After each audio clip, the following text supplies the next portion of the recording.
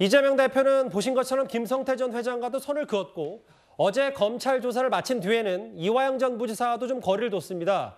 그러니까 이재명 대표 측은 대북 사업 관련해서 결재가 올라오면 클릭 승인만 했고 사실상 책임을 이화영 전 부지사에게 떠넘긴 셈이 됐는데요. 그러면서 이재명 대표 측 변호인은 이걸 운전면허증에 비유했습니다. 이재명 대표님이 본인이 결재를 해놓고도 아랫사람에게 책임을 떠넘기는 부도덕한 인물인 것처럼 그렇게 묘사를 해놨어요. 공문에 이재명 지사 당시에 그 날인이 있었다, 그 서명이 있었다는 건데 그러면 뭐 아예 그런 사실 모르시나? 그러면 한번 봐보십시오. 제 운전면허증에 그 경찰청장 직인이 적혀있죠. 그 경찰청장이 그걸 나한테 발급해 준 겁니까? 나한테 운전면허 발급해 준 사실 아나요? 그것은 아랫사람들에게 위임을 했고 정절권에 따라서 도장을 서명을 하면 관여는 저절로 찍히게 되는 건데 그걸 다 알면서 저렇게 왜곡하면 안 되는 거겠죠. 저도 사실 어제 뉴스탑10에서 박균택 변호사가 이런저런 얘기할 때 딱 운전면허증이라는 단어가 귀에 꽂혀서 어제 그 질문도 여러분들에게 좀 드렸던 얘기가 기억이 나는데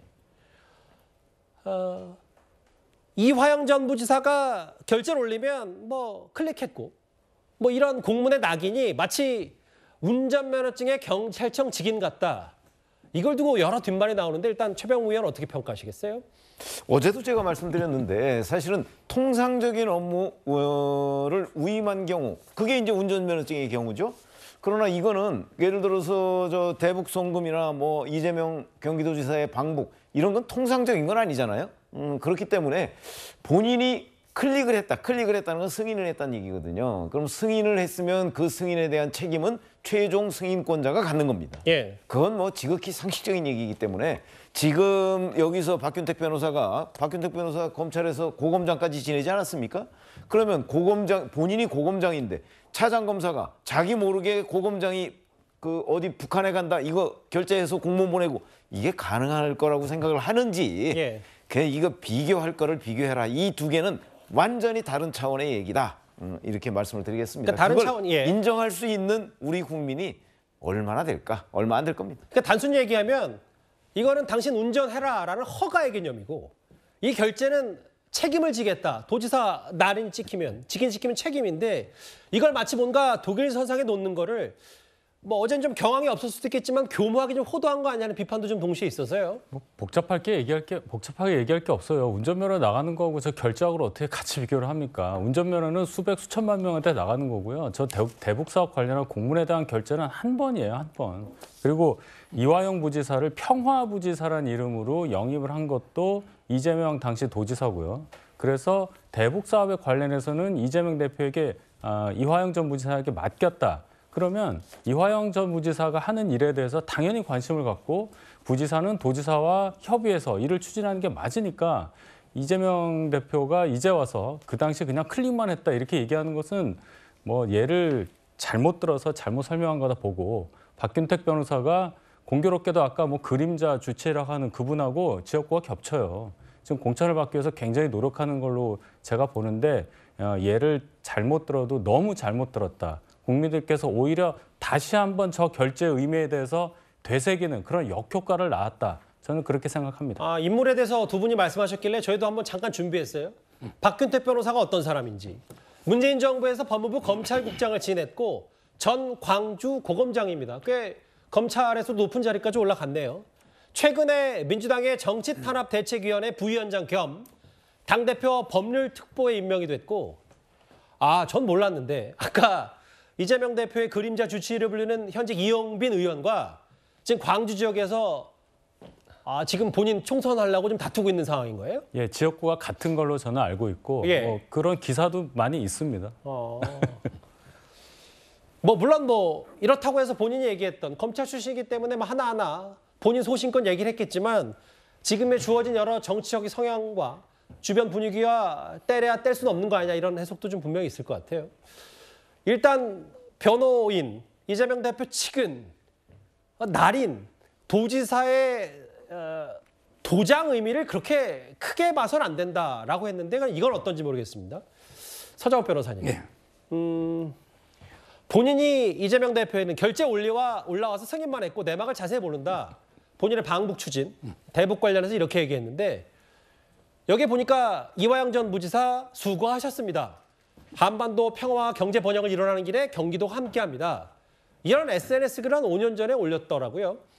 그러니까 이제 증거가 계속 속속 나타나는 게 과거에 그렇게 대북 사업을 직접 하나하나 챙기면서 또 이게 성과로 홍보도 하고 그리고 이게 이화영 부지사 잘했다고 격려도 하고 이렇게 했다가 지금 와서는 이게 전혀 내막도 잘 모른다고 이렇게 꼬리 자르기를 하고 있는 이게 정말 저는 지도자로서 이게 진짜 이게 문제가 있다 이렇게 보이고요. 지금 이게 이재명 대표 측근들 중에요. 왜 극단적인 선택한 분들이 많아요. 옛날에 고 유한기 씨, 김문기 씨, 고 전영수 비서관, 그다음에 법인카드 배모 씨의 지인 이분들이 왜 극단적인 선택했겠습니까? 옛날에 일할 때는 야 당신들 잘한다. 대장동 사업은 이게 당군 일의 최대 업적을 낸 사업이다 칭찬하고 격려하고 시켜놓고 나중에 대장동이 문제가 되니까 나 이게 그때 김문기 씨 누군지도 몰랐어. 나는 전혀 관여한 적이 없어. 밑에 사람이 다 했어. 이런 식으로 이게 떠넘기잖아요.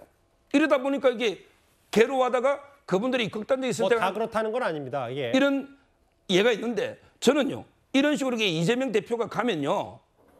이화영 씨 제2의 유동규 됩니다. 제2의 유동규 시대예요. 유동규 본부장이 왜 지금 이재명 저격수가 됐습니까? 본인은 이게 충성을 다 바쳤는데 아니 측근도 아니야. 이런 식으로 이게 무시하고 완전히 짓밟았잖아요. 그러니까 유동규 씨가 지금 폭로전을 펴고 있잖아요. 저는 이화영 부지사가 이게 오락가락하면서 이게 편지를 바꾸고 있는데 지금 이게 법원에서도 워낙 진술이 오락가락하니까 너 또 바뀔 수 있으니 증거 채택 여부를 다음에 미루자. 이게 법원의 입장이에요, 판사님이. 예. 저는 이런 식으로 이게 이화영 부지사한테 떠넘기기로 이렇게 가면요. 이화영 부지사도 이게 유동규 씨로 변해서 앞으로 이게 진짜 어마어마한 걸 폭로할 가능성도 있다. 이렇게 보입니다. 최병무 의원님, 저하고 바뀐 화면을 좀 같이 보실까요? 여기요. 네. 아까는 이재명 대표 본인의 SNS였다면 당시 시계를 좀 돌려서 2018년 관련 기사들을 저희가 좀 찾아봤는데 네. 원래 이재명 대표 하면 제일 유명한 건 성남시 시절에 보도블럭 교체하는 것도 내가 모를 수 없다. 다 만기칠람하고 내가 꼼꼼히 다 확인한다. 이런 얘기를 좀 이재명 대표가 시장 때 많이 했었는데 2018년 10월 언론 기사를 봤을 때 대북 관련해서 이재명 지사의 남북 교류 협력 사업의 재개에 대한 강한 의지가 투영된 결과로 해석된다. 당시에 뭐 이런 보도도 좀 있었더라고요. 뭐 그거는 이제 언론 보도니까 언론에서 저렇게 분석하는 건 전 뭐 가능할 수 있다고 보는데 저 언론 보도들이 왜 나왔을까요? 저희가 기자 생활을 해봤지만 저것도 다 취재합니다. 예. 이게 과연 그 도지사와 부지사가 따로 노는 건지 아닌지 이런 부분이 언론이 왜 관심을 안 가지겠습니까? 그래서 2018년 10월 7일로 제가 기억을 하는데 그 10월 7일에 이화영 전 부지사가 북한에 갔다 와서 기자회견을 합니다. 북한과 6개 항을 합의했다고 하면서 그 결론으로 이 합의의 구체적인 상황을 북한과 협의하기 위해서 이재명 경기도지사를 포함한 방북단이 연내에 북한에 갈 것이다 이런 얘기를 하거든요. 예. 그러면 자 이재명 그 경기도지사 등 방북단이 북한에 연내 왜냐하면 10월 7일이면 연내라고 해봤자 2달 남짓입니다. 그러면 굉장히 바쁠 거예요. 그런데 그거를 이재명 당시 경기도지사한테 보고 없이 방북 얘기를 과연 했겠는가. 뿐만 아니고 그때 그 여러 가지 언론 보도들을 보면 뭐 이재명 경기도지사의 방북 얘기가 연내 방북 얘기가 굉장히 많이 나오고요. 그러니까 그때 아마 이 방북 문제 뭐 북한과의 협의 문제 뭐 이런 것도 아주 시시콜콜한 것까지 전부 다 부지사가 지사한테 보고했다고 보는 것이 그 당시 자료를 찾아보면 뭐 의심의 여지가 없습니다. 그런 점에서 본다면 지금에 와서 자 이거 다 부지사가 한 일이다? 그렇게 미루기에는 민망할 정도의 많은 보도들이 있다. 이렇게 보시면 됩니다. 저기 자막에 나오네요. 2018년 9월 경기도가 추경해서 남북교류협력기금을 추가 편성했고 어쨌든 저런 경기도의 전반적인 그 북한 관련 것들을 이재명 대표가 모를 리가 없다라는 취지의 SNS 글과 혹은 당시 기사들 설명하고 있고 검찰도 이걸 좀 많이 들여다보고 있는데 이 대표 측은 글쎄요. 결재, 승인만 했고 뭐 전권을 다 이화영 전 부지사에게 맡겼기 때문에 잘 모른다는 취지의 얘기를 좀 했습니다. 근데 저는 어제 알려진 이런 내용들이 조금 더 눈에 띄더라고요. 이수근 변호사님. 어제 검찰 수원지검 안에서 여러 가지 일들이 있었는데 검찰 공소장 내용이 왜 다르냐? 검사가 이러면 안 된다라는 약간의 훈계조도 조사실 안에서 이재명 대표 측이 얘기한 것 같고 또 다른 화면도 있어요. 이 얘기는 앞서 했죠. 이화영 전 부지사가 도맡아 했기 때문에 본인이 개입 안 했다. 그죠? 이 부분이요. 이화영 전 부지사 자르지 못한 게 과실이라는 과실이다. 이재명 대표가 이런 취지의 말을 한 것으로 전해지는데 좀 어떻게 받아들이십니까?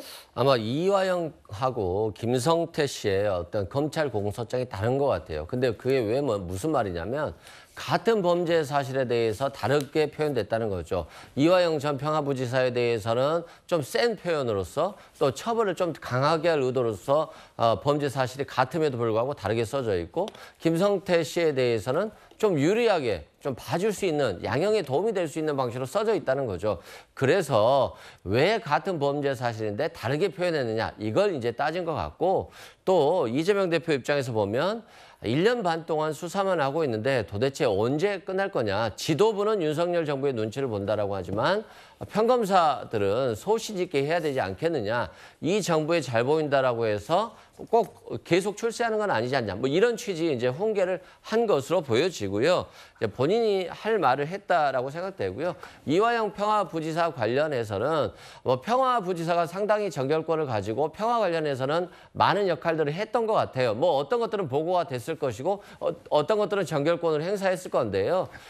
문제는 뭐 이재명 대표가 알았을 수도 있고 몰랐을 수도 있지만 방북이라고 하는 것은 굉장히 중요한 문제이고 북한 사업 같은 경우도 굉장히 중요한 문제입니다. 그럼에도 불구하고 그러면 이 방북에 결국 돈이 연결돼 있느냐. 예.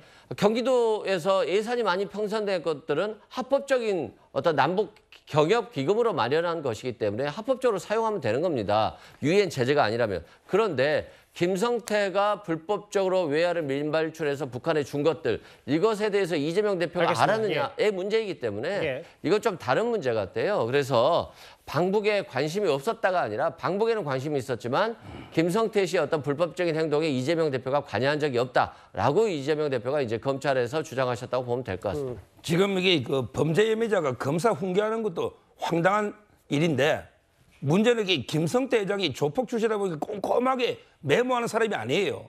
돈을 여러 차례 북한에 주다 보니까 그리고 이게 개인적으로 준 것도 한 50만 불도 있을 거예요.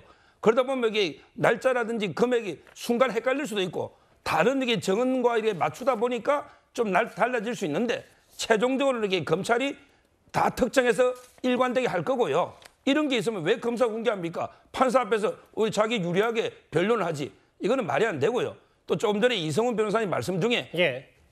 도 예산은 많이 늘었지만 도의회에서 돈을 줘야 줄 거 아닙니까? 예. 도의회에서 부결했잖아요. 스마트팜은요. 예. 그다음에 방북비는 불법 돈이에요. 방북비를 도의회에서 도 돈으로 줄 수 있습니까? 그러니까 의회에서 돈을 안 내주니까 쌍방울이 대신 내준 거다 이 말씀하신 거예요? 스마트팜은 의회에서 부결돼가지고 대신 내준 거고 근데 방북 비용은 불법 아닙니까? 이걸 어떻게 돈으로 합니까? 말이 되는 이야기를 하셔야죠. 알겠습니다. 예.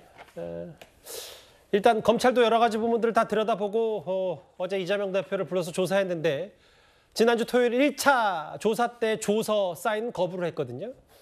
앞으로 이제 검찰의 구속영장 청구 시점 얘기가 중요해졌습니다. 저희가 준비한 이 소식까지 하나하나 만나봤습니다.